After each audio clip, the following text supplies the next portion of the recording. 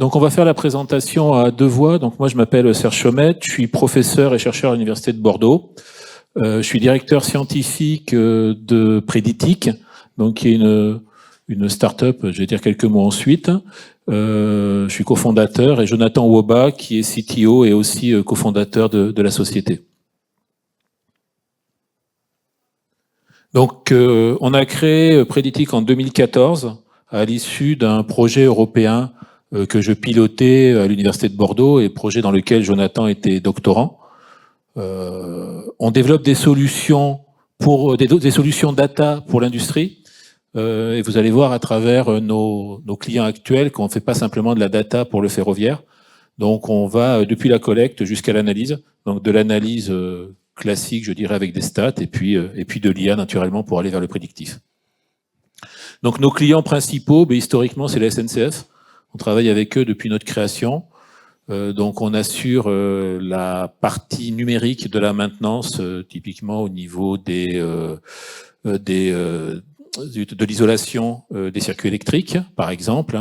On travaille aussi avec Mesea. Donc Mesea, c'est la spin-off, la structure qui a été créée par Vinci pour gérer la maintenance de la LGV Bordeaux-Tours. Donc on fait toute la partie numérique de la maintenance de la LGV Bordeaux-Tours depuis son ouverture. Donc ça, c'est dans le domaine ferroviaire. Alors, une autre structure, une autre entreprise dans le domaine ferroviaire, mais un peu différente, c'est Galant. Donc avec Galant, on travaille sur des caténaires, enfin des tendeurs de caténaires connectés. Donc qui remplacent les gros poids qu'on voit actuellement sur les caténaires, les gros blocs en béton qui permettent de les maintenir. Galant a développé un système à base de pistons, on va dire, pour simplifier, qui vont tirer sur les câbles en permanence, ils vont se recaler pour assurer la bonne tension. Ça remonte de la donnée. Et nous, on collecte cette donnée-là pour l'analyser, la présenter et éventuellement déclencher des alertes. Un domaine complètement différent, c'est Serimax. Serimax, c'est un des leaders au niveau mondial de la soudure. Donc, soudure sur des pipelines, donc de la grosse tuyauterie. Et curieusement, quand on a commencé à bosser avec eux, on a découvert qu'en fait, les machines qui soudent collectent une quantité phénoménale d'informations. La température, l'hygrométrie, des choses même sur la température de la machine elle-même, les matériaux qui sont soudés. Mais le but, c'est ici de pouvoir suivre l'évolution de la soudure elle-même et puis faire de la prédiction sur des cassures éventuelles pour aller retravailler derrière.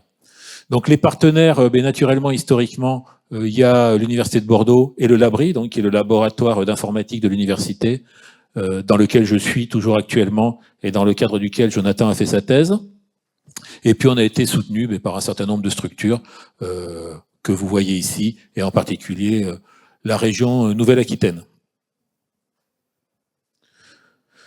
Donc le projet Ferronext, sur lequel on travaille actuellement, que Jonathan va vous présenter par la suite, il a pour objectif de fédérer les acteurs du ferroviaire autour d'objectifs partagés, mais aussi naturellement pour partager des objectifs autour d'outils partagés. Et ces outils partagés, ou ces données partagées, c'est les biens communs numériques. L'idée, les biens communs numériques, c'est de mettre en commun effectivement un certain nombre de données en particulier que des utilisateurs divers vont pouvoir exploiter. Alors les mettre en commun, on a eu plusieurs fois des discussions là-dessus, c'est pas forcément du complètement open, complètement gratuit. La mise en commun n'implique pas forcément la gratuité. Le but, c'est d'améliorer la compétitivité de la filière, en particulier en Nouvelle-Aquitaine, pour en faire un pôle d'excellence. Ce pôle d'excellence, il s'appelle Ferrocampus. Donc Chloé Artaud, qui est présente ici, pourra vous en dire plus si vous le souhaitez.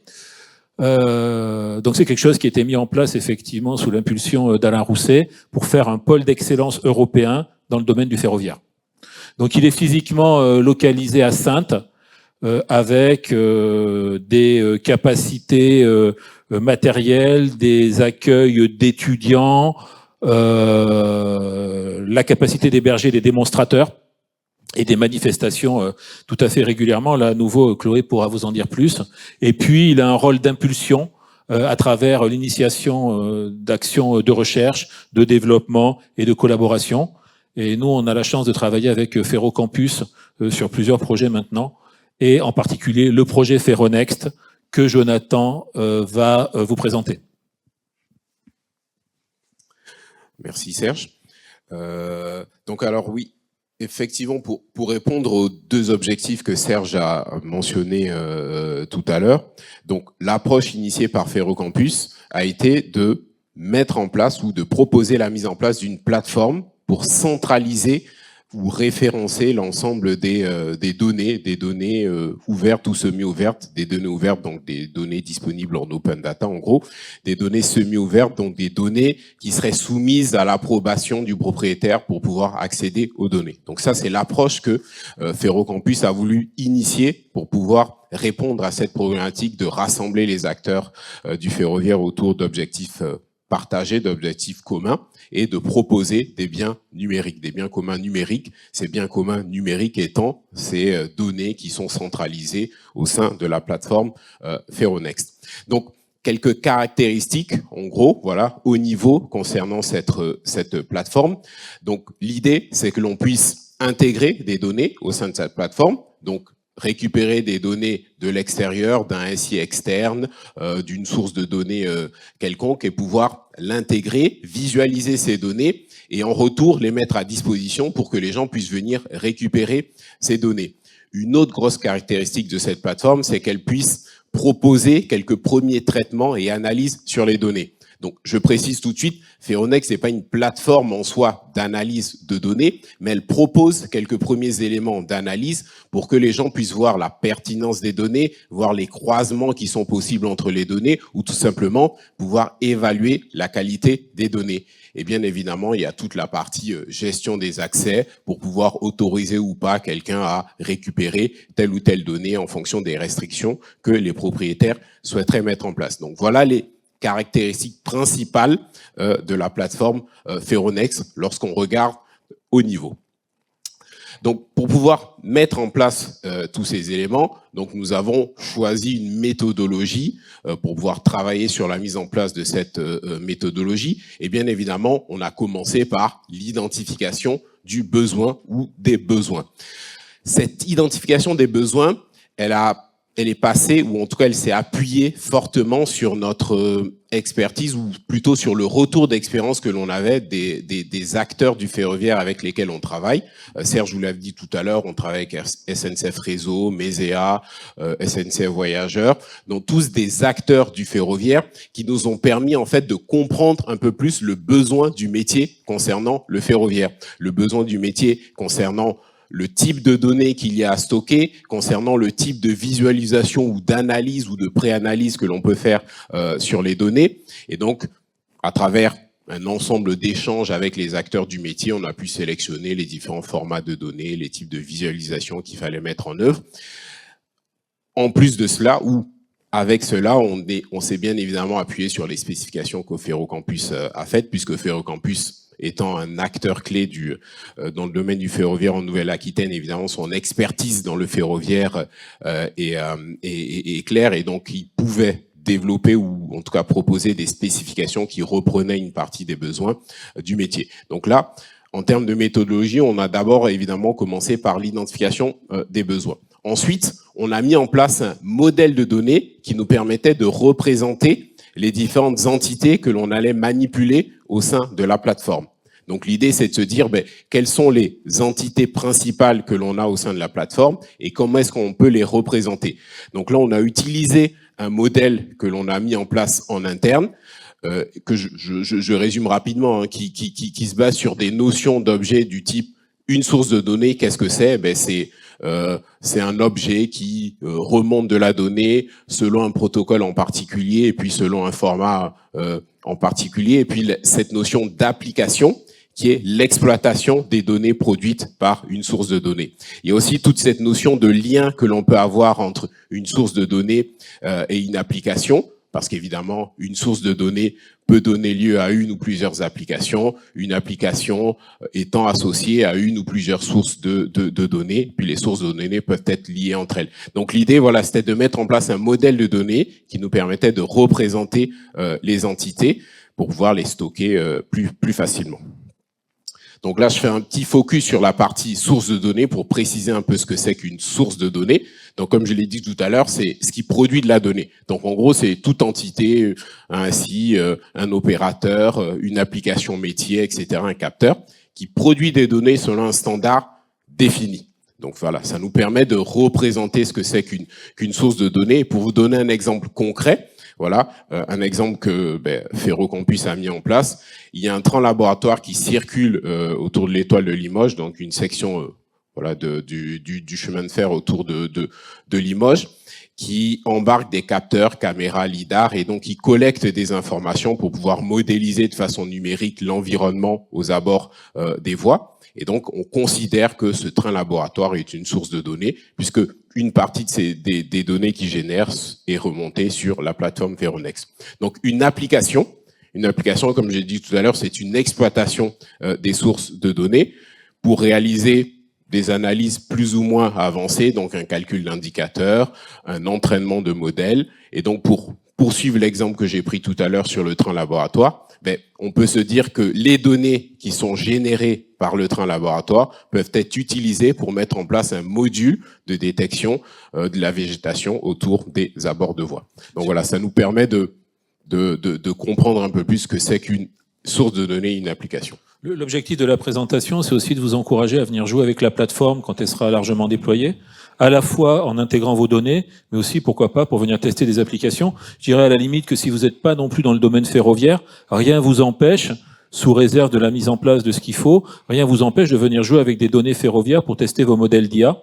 Et au niveau des données qu'on peut remonter, effectivement, on peut remonter des choses qui viennent de systèmes d'information, mais aussi de choses plus bas niveau, puisqu'on a des connecteurs qui vont vous permettre de vous connecter sur des API REST ou autre chose, sur du MQTT, sur du OPC-UA, sur un petit peu ce que vous voulez pour aller injecter vos données dans le système et ensuite venir les manipuler. Donc vous pouvez arriver par le côté données, par le côté appli ou par les deux, et à nouveau sans être nécessairement, au moins pour le côté appli, dans le domaine ferroviaire, mais pour venir jouer avec les données. Oui, effectivement.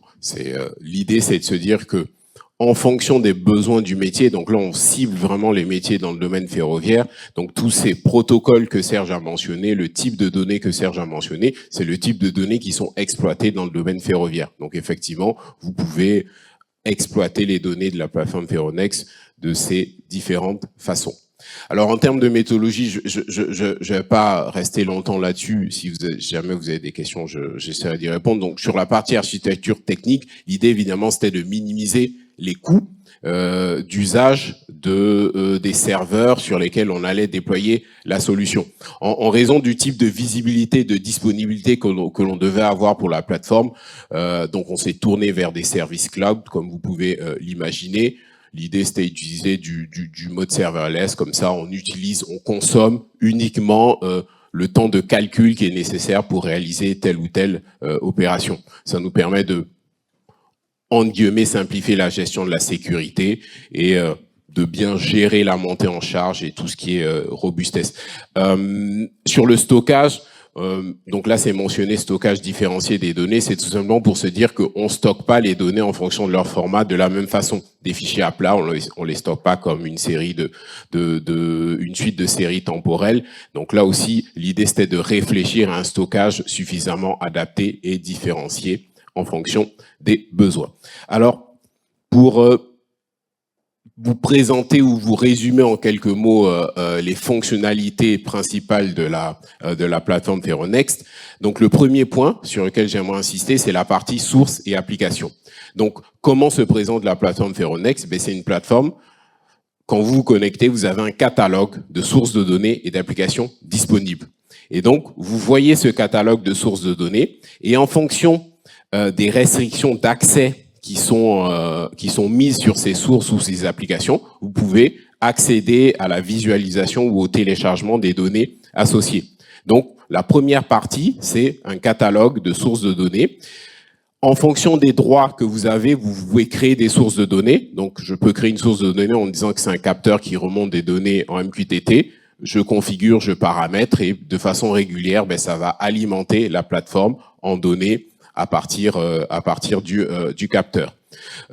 Ce mode d'insertion, je peux le faire de façon simple ou récurrente. C'est pour ça que c'est mentionné insertion des données en mode simple ou récurrent. C'est parce que je peux faire, en guillemets, un one-shot. Je prends un certain jeu de données, je le dépose, ou alors je peux configurer une remontée régulière des données. Il y a aussi cette notion d'abonnement où, en tant qu'utilisateur, je peux m'abonner pour être alerté, notifié par mail lorsqu'il y a un nouveau jeu de données qui est chargé pour une source qui m'intéresse, ou alors lorsqu'il y a des modifications dans les caractéristiques de la source de données qui ont été effectuées. Donc voilà la première partie, la première grosse partie des fonctionnalités. Ensuite, il y a la partie traitement sur les données. Donc comme je vous disais tout à l'heure, ce n'est pas une plateforme d'analyse en soi de données, mais on propose de premiers modules d'analyse de données qui permettent aux gens d'évaluer la qualité de la donnée, ou en tout cas de mettre en relation ou d'établir déjà de premières relations entre les différents jeux de données qui sont disponibles. Donc bien évidemment, je peux visualiser les données, je peux calculer un ensemble d'indicateurs, des indicateurs de type industriel, je peux faire des corrélations, voilà ce genre de choses. Bien évidemment, sur ce type de plateforme, il est important de pouvoir configurer des alertes, c'est-à-dire que je souhaite être notifié lorsque, par exemple, je fais remonter des données en flux continu. J'ai besoin d'être notifié lorsque mes données sont en dessous ou au-dessus d'un certain seuil, ou alors tout simplement lorsqu'elles restent dans un certain état pendant un certain temps. Donc voilà. Donc c'est tout ce que l'on peut faire au sein de la plateforme Ferronex. Et bien évidemment, je peux extraire les données en fonction de leur type selon les différents formats.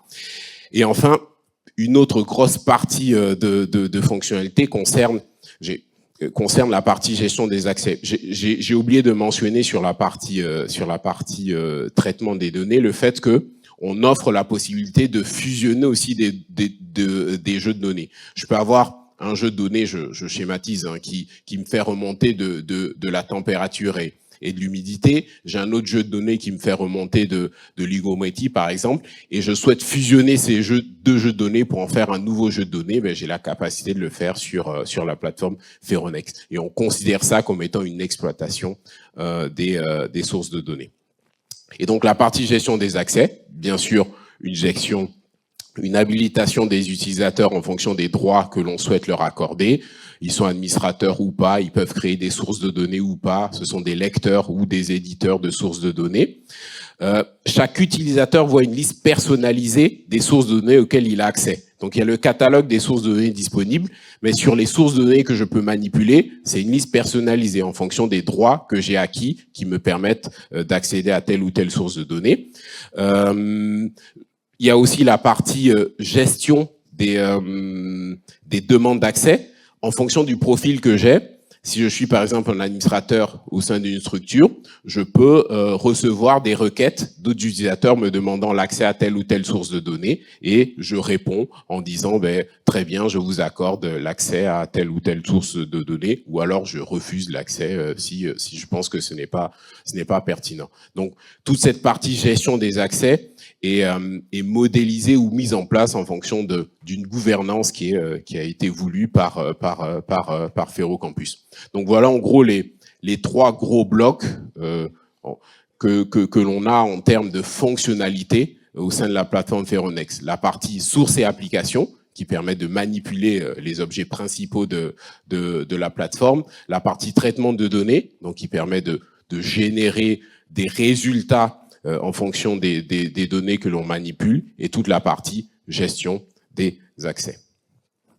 Alors, pour terminer, l'ambition de Ferrocampus pour cette plateforme, c'est qu'elle soit une sorte de référence ou la référence en termes de centralisation des données de l'écosystème ferroviaire en Nouvelle-Aquitaine. Et donc là, l'idée, c'est de promouvoir cette plateforme pour que tous les acteurs du ferroviaire en Nouvelle-Aquitaine puissent s'embarquer dans le projet, déposer des données, partager des données, récupérer des données, puisque on parlait tout à l'heure de compétitivité ou d'attractivité de la filière. L'idée, c'est que ces données soient centralisées pour que les acteurs historiques du ferroviaire, les nouveaux arrivants, puissent se servir du jeu de données disponible pour améliorer la qualité de service qui est offerte aux utilisateurs. C'est parce que des données sont disponibles, parce qu'ils peuvent utiliser ces données, que ces différents opérateurs, historiques ou pas, pourront améliorer la qualité de service qui est proposée aux utilisateurs. Parce qu'il ne faut pas oublier qu'à la fin de tout ça,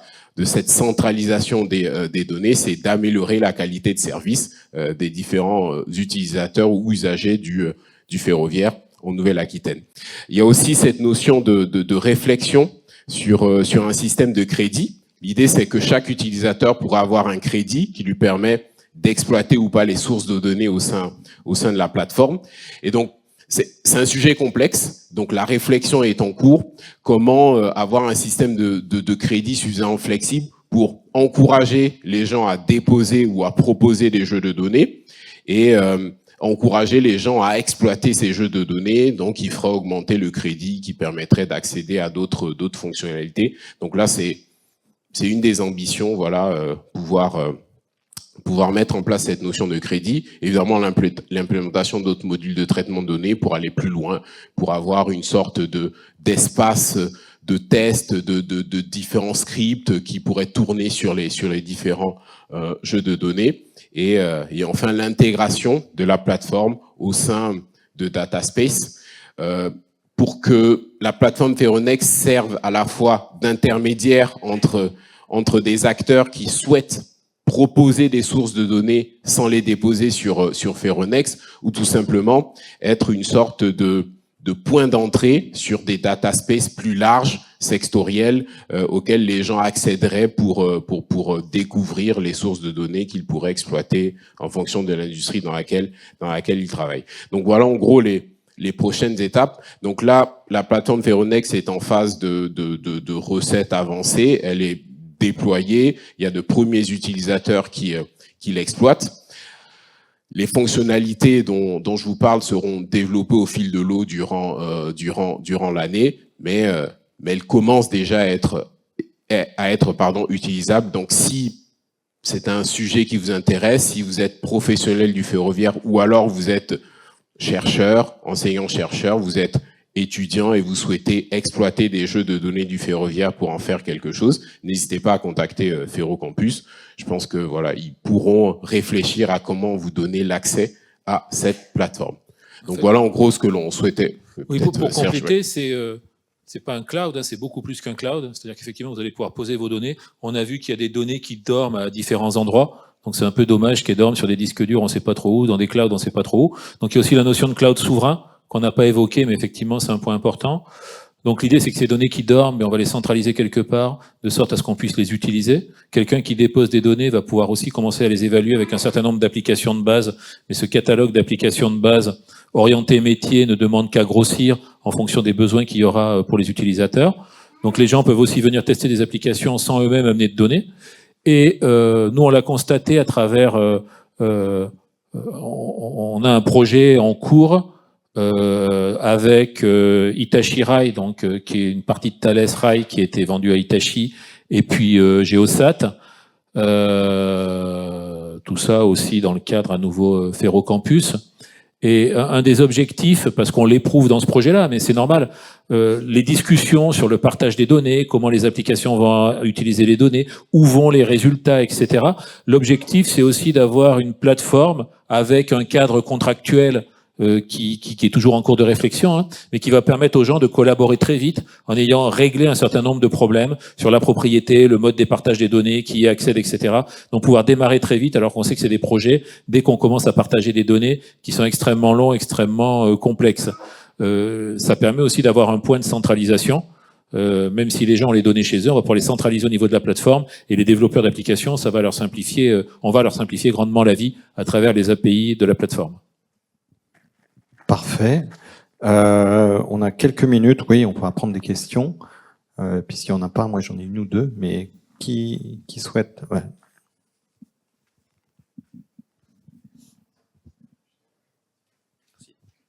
Merci pour la presse déjà, c'était très intéressant. J'ai une petite question. Comment vous contrôlez que les données qui sont ajoutées, elles sont cohérentes? Par exemple, si un utilisateur veut, je sais pas, importer des données qui sont falsifiées ou des trucs comme ça, comment vous pouvez contrôler la fiabilité? Donc, pour répondre à cette question, donc il y a deux aspects. Il y a l'aspect légal. Donc l'aspect est-ce que je suis autorisé ou pas à déposer des données. Donc là, c'est géré de façon contractuelle avec Ferrocampus. Donc avant d'accéder à la plateforme et d'avoir le droit de déposer des données, donc il y a un contrat qui est signé avec Ferrocampus avec un ensemble d'engagements en disant que je m'engage à ne pas mettre telle ou telle donnée. Et évidemment, les administrateurs de la plateforme du côté Ferrocampus ont la main pour pouvoir désactiver toutes les sources de données qui poseraient problème. Donc on n'a pas un contrôle a priori, c'est plutôt un contrôle a posteriori avec cette notion de relation contractuelle. Ensuite, sur la notion de la qualité même du jeu de données, une fois que le jeu de données est déposé dessus, comme on part du principe que l'on crée une communauté autour de Ferronext, en fait, c'est l'usage ou l'exploitation de ces données par les différentes personnes et les retours qu'ils peuvent faire, parce que lorsque je crée une application et que j'exploite le jeu de données, je fais un retour, j'explique les résultats que j'ai obtenus, je fais des commentaires et je donne les limites en gros du jeu de données. Donc ça passe par cette phase-là au niveau technique, quoi. Voilà, c'est le retour que les différents utilisateurs au sein de la communauté font. Et puis si un jeu de données n'est jamais exploité, on se rend compte que c'est sans doute un jeu de données qui n'est pas de très bonne qualité entre guillemets. Donc c'est l'usage en fait de la communauté, c'est la communauté qui fait c'est pour ça que j'ai mentionné cette notion de crédit que l'on peut attribuer. C'est aussi ça, c'est la qualité du jeu de données et le nombre d'exploitations qui en est faite vont permettre d'augmenter le crédit. Et on n'est pas non plus sur un système complètement ouvert. C'est-à-dire que c'est ce que je disais au début, on est sur du commun numérique, mais ça ne veut pas dire c'est open bar pour tout le monde, quoi. Et il faut montrer un peu patte blanche quand même. Très bien. Question là-haut.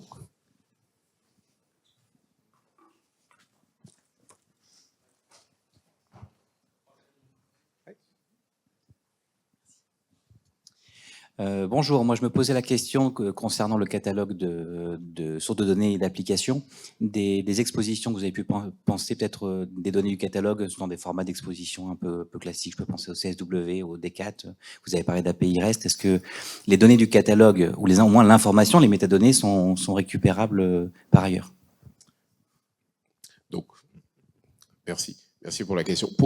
Pour le moment, non, mais ça fait partie en fait des sujets de discussion et des questions qui ont été posées par les premiers utilisateurs de la plateforme. Et donc, on imagine à terme de mettre en place un système où on pourrait récupérer un descriptif des jeux de données sous un format adapté en fonction des différents besoins pour pouvoir le proposer à des SI externes. De toute façon, comme je disais à la fin, en termes de perspective, oui, de toute façon, le slide est encore affiché, l'idée, c'est l'intégration au sein de data space sectoriels. Donc, l'idée de servir de connecteur entre différents acteurs qui doivent mettre à disposition des données ou alors servir de point d'entrée en termes pour un data space, ça nécessite forcément d'avoir ce descriptif qui est mis à disposition de systèmes externes. Donc, c'est quelque chose qui est prévu et planifié pour un peu plus tard. Ouais. Merci. Il reste 3 minutes. Une question, une dernière question, et après on change.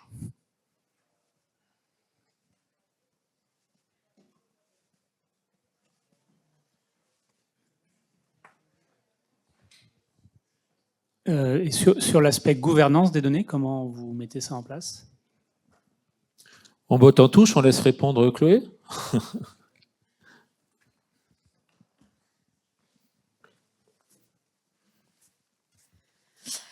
Sur la gouvernance des données, on y travaille avec des juristes spécialisés. Effectivement, c'est un gros travail au sein de la filière également sur les réflexions autour du partage de la donnée. Évidemment, les industriels ont une propriété intellectuelle qu'ils veulent sauvegarder. Et en même temps, on ne peut pas avancer tout seul. Il y a un moment, il faut pouvoir partager les données que certains ont et que d'autres veulent exploiter ou peuvent exploiter. Comme le disait Jonathan, il y a des données qui dorment au fond des tiroirs chez les uns qui seraient très utiles à d'autres. Donc, si on veut avancer collectivement pour faire avancer le ferroviaire en France, réduire les coûts, réduire les délais. Il faut travailler sur une gouvernance collective au niveau français, au niveau européen aussi, voilà, et s'affranchir des contraintes de souveraineté, enfin voilà, prendre en compte les contraintes de souveraineté qui sont fortes, surtout aujourd'hui. Donc il y a un gros travail dessus qui est en cours. C'est pour ça que j'évoquais tout à l'heure aussi les résultats, c'est-à-dire qu'il y a les données qu'on injecte, mais il y a les données résultats, et c'est aussi ça une grosse interrogation, parce que quand un propriétaire c'est toujours ennuyeux, enfin, on constate chez les grands groupes en particulier, mais chez les producteurs de données de manière générale, c'est même s'ils décident de mettre à dispo leurs données, qu'est-ce qu'on va produire avec et à quoi ça peut servir. Et aujourd'hui, la donnée, elle est en masse. On ne sait pas forcément l'information qui est contenue dedans, c'est ce que l'IA va nous aider à extraire. Et du coup, ce qu'on va en extraire, on ne sait pas vraiment sa valeur. Donc il y a aussi une inquiétude sur la valeur du produit. Et du coup, la gouvernance est beaucoup plus complexe à mettre en œuvre. Il faut non seulement la gouvernance par rapport à ce qu'on injecte, mais il faut aussi prévoir une gouvernance par rapport à ce qui sort. Et ça complique énormément le problème, je pense. Et pour donner un côté un peu pratique à la réponse, ce qui est prévu de façon simple au niveau de la plateforme Ferronext, c'est qu'on réfléchisse en termes de structure, c'est-à-dire d'organisation. Donc, les différents utilisateurs sont regroupés au sein d'organisations, au sein de laquelle ils peuvent accéder à l'ensemble des sources de données et ils donnent accès ou pas aux personnes qui sont en dehors de l'organisation. Donc, au sein de la plateforme Ferronext, il y aurait plusieurs organisations. Un utilisateur peut appartenir à plusieurs organisations et c'est au sein de ces organisations que l'on gère en fait les différents accès aux sources de données entre organisations et à l'intérieur de l'organisation. Super. Vous allez être obligé de laisser la place, je suis désolé. Mais on voit que c'est pas que technique. C'est vrai que le problème des communs, c'est souvent aussi, on va dire, de l'innovation juridique sur lesquelles il faut travailler, sur lesquelles il y a des vrais sujets. Donc ça impacte aussi ces éléments-là. Merci beaucoup. On peut vous les applaudir.